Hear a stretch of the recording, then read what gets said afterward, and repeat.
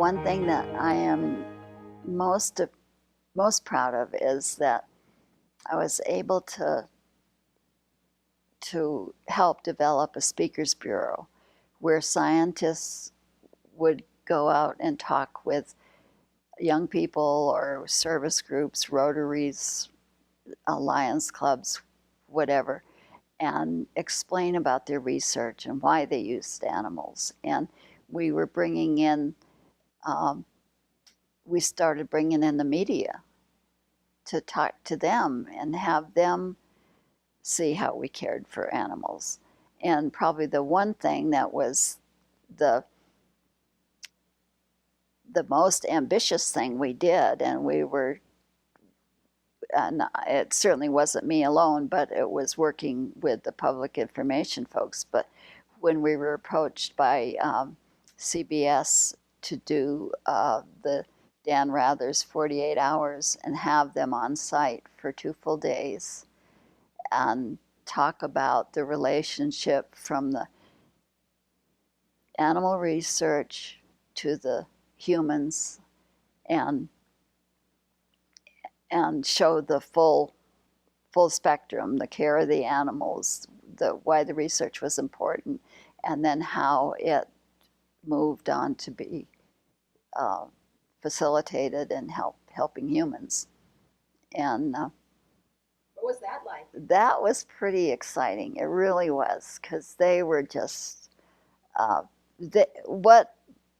what was neat was that by the end of the second day, the news people were prompting the scientists to say, they said, just say that it saves lives. Because, the scientists want to be cautious about what they're promising with their basic research. So they were being very cautious about the language they used. And the news reporters were saying, well, just say that it saves people's lives. Now, did you have a sense that the news people came in with a certain mindset, and that that changed over the course of 2 days? I felt it did change. Now, I don't know that I don't think they were opposed. They had been turned down by many universities trying to do this story. No one would do it.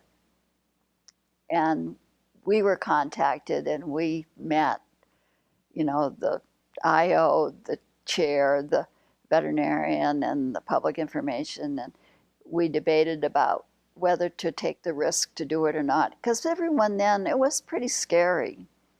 There were pretty active animal rights groups that were targeting places and breaking in.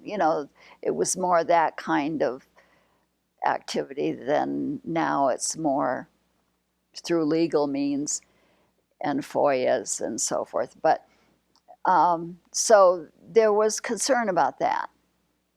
But and I do think they came in, not knowing what they would find and not knowing how they would do the story. But they just really were convinced.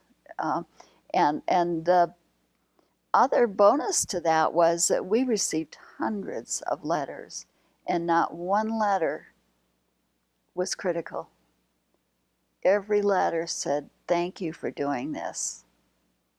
Thank you for helping the public understand why we need to do this.